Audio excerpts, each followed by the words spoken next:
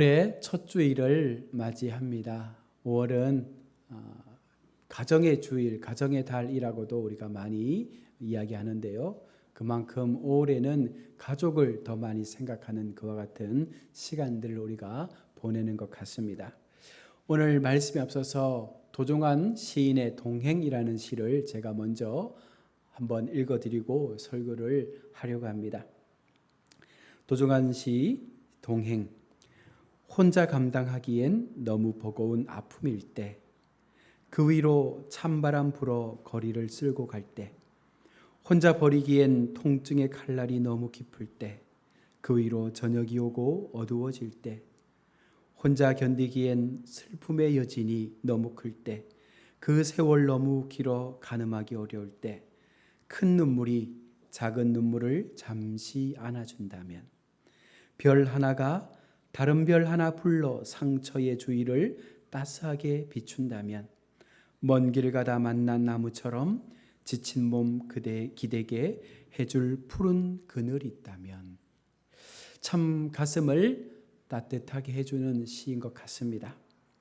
누군가가 함께 해준다면, 누군가가 나의 옆에서 나의 작은 그 음성을 들어줄 수 있다면, 누군가에게 잠시 기댈 수 있는 그 여유로움이 있을 수 있다면 얼마나 이것이 힘이 되고 위로가 되는지 모릅니다. 특별히 가족은 더 우리에게 그와 같은 소중한 존재로 우리의 삶의 위로자가 되고 동행자가 되고 우리에게 사랑의 존재로 남아 있습니다.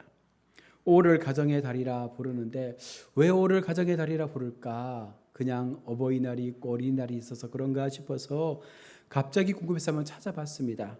막연히 그냥 어린이날 때문에, 어버이날 때문에 가정의 달이라 부르는 것이 아니라 많은 기념일이 이 5월에 몰려 있기 때문이라고 합니다. 행안부에서 지정하고 있는 공식 기념일 가운데 5월에만 무려 9개가 몰려 있다고 합니다. 5월 5일 어린이날, 5월 8일 어버이날, 21일 부부의 날, 5월 첫째 주 월요일은 성년의 날, 이렇게 가족과 관계된 기념일도 5월에 많이 모여 있습니다. 그래서일까요? 5월이 되면 더 가정에 대한 마음이 따뜻해지고 또 가정에 대한 생각들이 많아지는 것 같습니다. 여러분 어떻습니까? 5월이 되면 누가 가장 먼저 떠오릅니까? 아마도 내가 가장 사랑했던, 내가 가장 사랑하고 있는, 아니면 내가 사랑받고 싶은 그런 사람들이 아마 기억이 날 것입니다. 오늘 말씀으로 돌아가 보면 룻과 나홈이 아름다운 이야기를 통해서 우리에게 신앙의 소중한 것들을 전달해 주고 있습니다. 특별히 오늘 본문 속에서 우리는 가정의 중요성에 대한 이야기들을 살펴보려고 합니다. 오늘 본문에 나오는 룻은요, 어떻게 보면 참 불행한 여인이다 말할 수 있습니다. 또한 그의 시어머니 나오미도 굉장히 불행한 인생을 살았던 여인입니다. 이 말씀의 배경을 돌아보면 야곱이 죽고 500년이 지난 후입니다. 그리고 사사들이 치리하던 그 시절의 이야기가 바로 룻기입니다. 베들레헴 근방에 아주 큰 흉년이 들었습니다. 먹을 것이 없고 많은 사람들이 기근에 힘들어하는 그런 문제가 그들 속에 놓이게 됩니다. 먹고 사는 문제가 그들 앞에 큰 고민거리가 된 것입니다. 그렇더라도 이스라엘 공동체는 땅을 지켜야 한다는 소망 속에서 그 땅을 떠나지 않는 것이 당연한 것이었습니다. 그러나 엘리멜렉이라고 하는 이 가장은요, 이 지긋지긋한 보릿고개라고 하죠. 이 어렵고 힘든 기근 속에서 벗어나고 싶어서 나오미와 그 두 아들을 데리고 옆 동네 이방인의 땅인 모압으로 이사를 하게 됩니다. 아마도 모압의 상황은 베들레헴보다는 훨씬 더 좋았던 것 같습니다. 그런데 얼마 지나지 않아서 가장 엘리멜렉이 그만 죽고 맙니다. 이후에 두 아들은 모압에 정착하면서 모압의 여인 2명, 그 2명의 며느리를 맞이하고 행복한 시간들을 살아보려고 애를 씁니다. 어느덧 모압에 거주한 지 10년의 시간이 흘렀습니다. 그런데 그 10년의 시간 속에서 그 두 아들마저도 죽게 되고 만 것입니다. 이제 나오미와 두 며느리만 남게 됩니다. 이렇게 가부 셋이 살아가는데 이 가부 셋이 산다는 것이 얼마나 힘들고 어려운 시간들이겠습니까?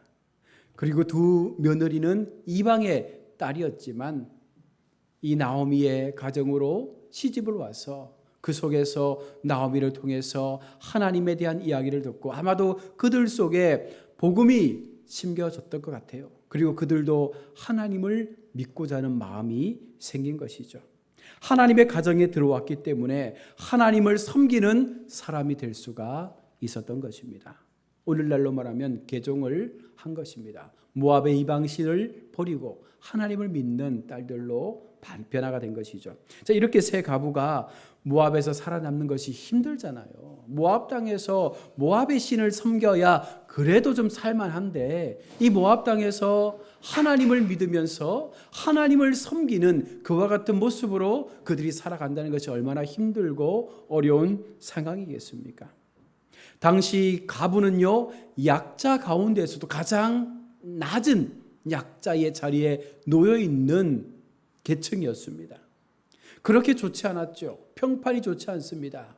남들은 무시합니다. 그와 같은 삶을 그들은 지금 살아가고 있는 것입니다. 요즘은 좀 덜하지만 그 당시는요, 가부라고 하는 것 자체가 굉장히 치명적인 약점이었습니다. 어쨌든 그들은 그곳에서 하나님을 믿으며 그들 나름대로의 삶을 열심히 살다가 어느덧 고향 베들레헴의 소식이 들려집니다.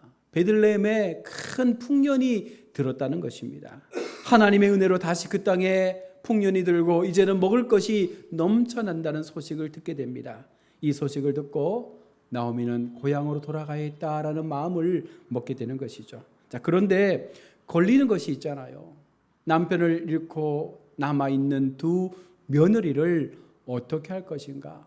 고향 베들레헴으로 데리고 가자니 미안하고, 그래서 나오미는 두 며느리를 불러놓고 이야기합니다. 이제 나는 나이도 들고 이제 고향으로 돌아가서 남은 여생 그곳에서 살다가 그곳에서 죽으려고 하니 너희들은 이곳 모압에서 새로운 인연을 만나서 행복한 삶을 살아라. 이제 나를 떠나도 좋다라고 말을 한 것입니다. 오르바라는 며느리는요, 어머니의 말씀을 듣고 난 다음에 그것이 옳다라고 여겼는지 짐을 싸서 어머니의 곁을 떠납니다. 자, 그런데 룻은 그렇게 하지 않습니다. 시어머니를 따라 함께 어머니가 살고자 하는 그 베들레헴으로 가겠다라고 나도 데려가 달라고 간곡히 요청을 하고 있는 것입니다. 그것이 오늘 16절의 말씀인데요. 룻이 이르되 내게 어머니를 떠나며 어머니를 따르지 말고 돌아가라. 강건하지 마옵소서. 어머니께서 가시는 곳에 나도 가고 어머니께서 머무시는 곳에 나도 머물겠나이다. 어머니의 백성이 나의 백성이 되고 어머니의 하나님이 나의 하나님이 되시리니.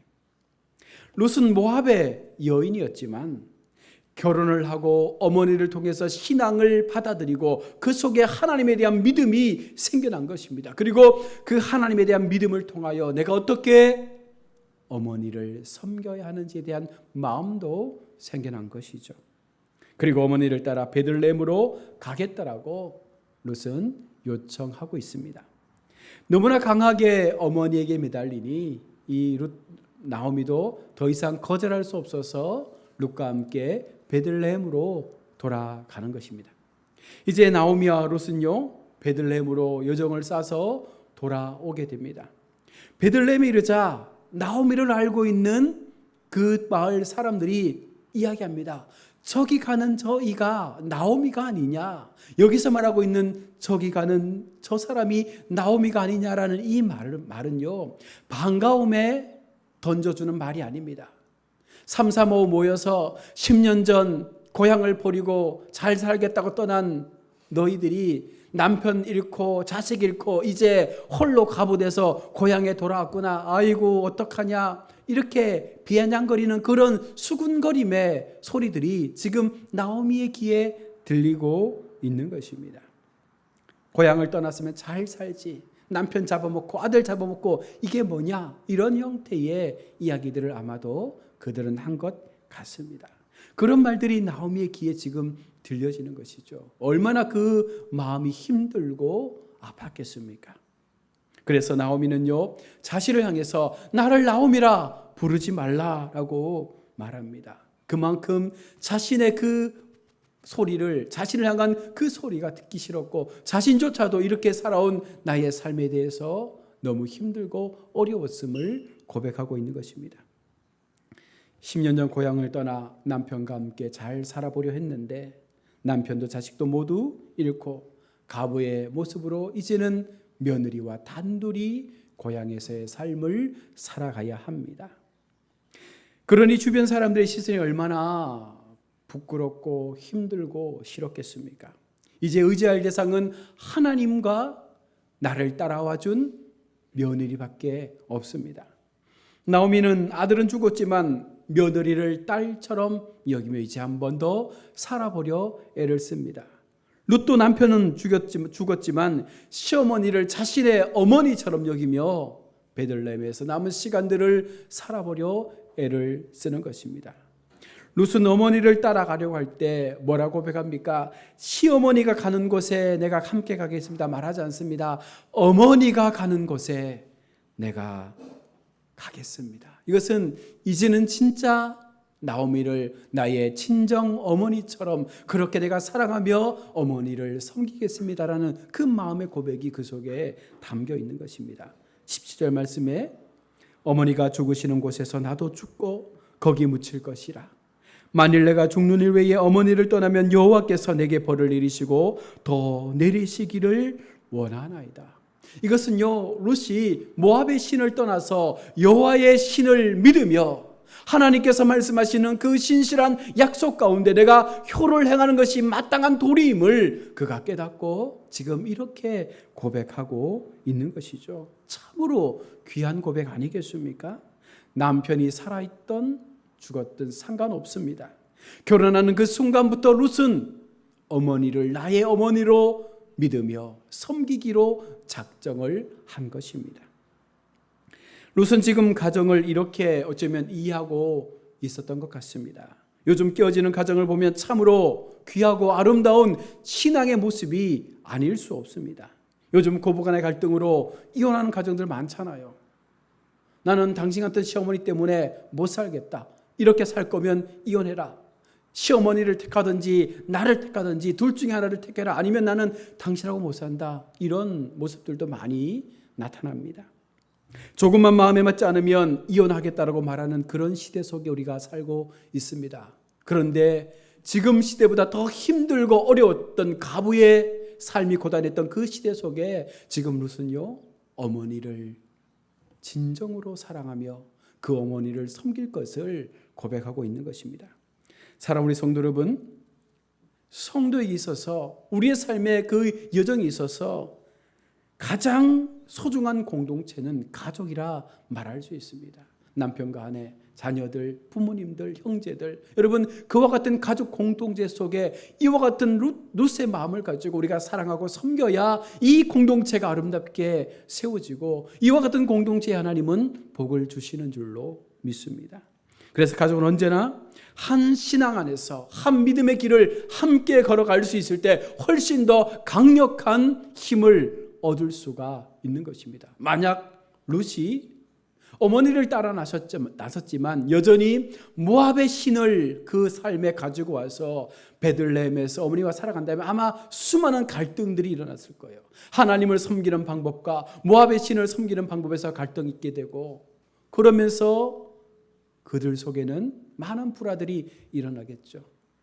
룻은 어머니의 신을, 어머니의 하나님을 전심으로 믿기로 하고 그 하나님 앞에 자신의 삶을 맡기고 이제는 하나님의 백성의 삶으로서 그의 남은 시간들을 살아가려 하는 것입니다. 룻은 어머니에게 효를 다합니다. 그 때문일까요? 이후 하나님은 이 가정에 복을 주십니다. 아비멜렉의 친족인 보아스를 바로 룻에게 붙여주시고 이를 통해서 다윗의 조모가 되는 놀라운 그 혈통의 중심에 룻을 세워주게 된 것입니다. 예수님의 조모가 이방인의 여인이었다는 사실을 성경은 말씀하고 있는 것이죠. 하나님의 은혜 속에 들어와 하나님과 관계하고 하나님의 거룩한 그 성품에 참여함으로 가정을 지키고 부모를 사랑했을 때 하나님은 그와 같은 이방인의 딸을 통하여 믿음의 계보가 연결되어지도록 은혜를 베풀어 준 것입니다. 룻의 상황은요, 우리가 볼 때 무엇 하나 기대할 것 없는 정말로 힘들고 어려운 상황 아니겠습니까? 남편은 일찍 죽었습니다. 시아버지도 없습니다.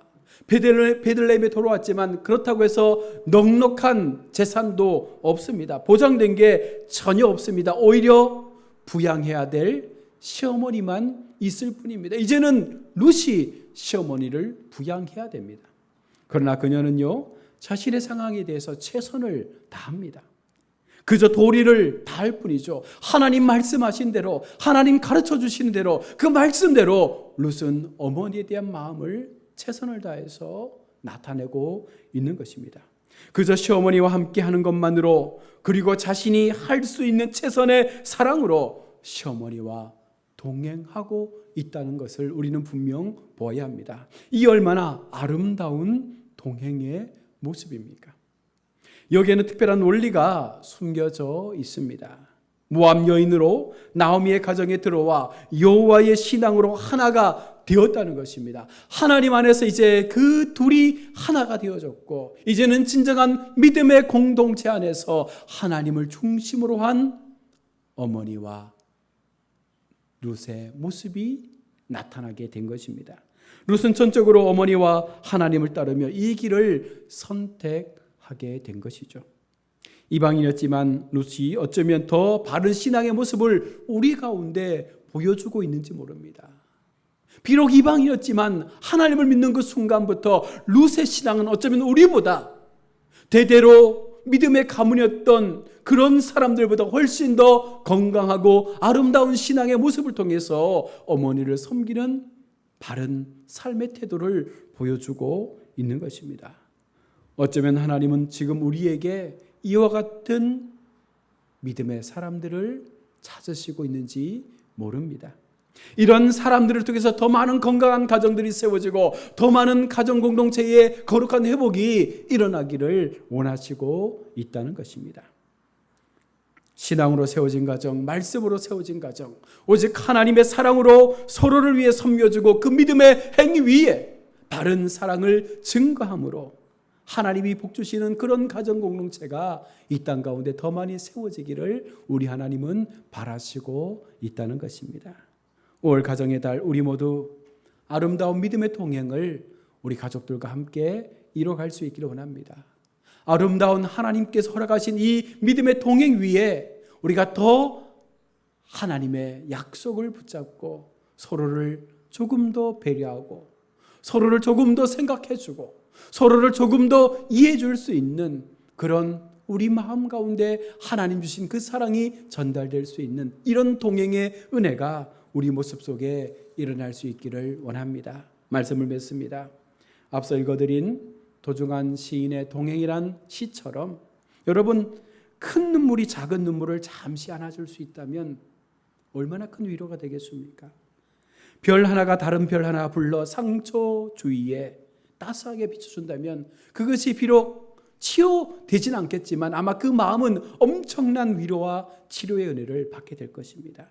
먼 길 가다 만난 나무처럼 지친 몸 기대게 해줄 푸른 그늘이 있다면 그것이 내가 될 수 있고 그것이 우리 가족들이 될 수 있다면 이것만큼 우리에게 힘이 되는 가족이 또 어디 있겠습니까? 여러분, 이 같은 마음을 가지시고 올 한 달도 정말 하나님 주시는 말씀에 순종하며 우리 모든 가족들이 하나님 앞에 아름다운 동행을 이루어감으로 우리의 가정들이 하나님의 복을 마음껏 누릴 수 있는 우리 모든 귀한 공동체 될 수 있기를 주의 이름으로 축원합니다. 아멘. 기도하겠습니다.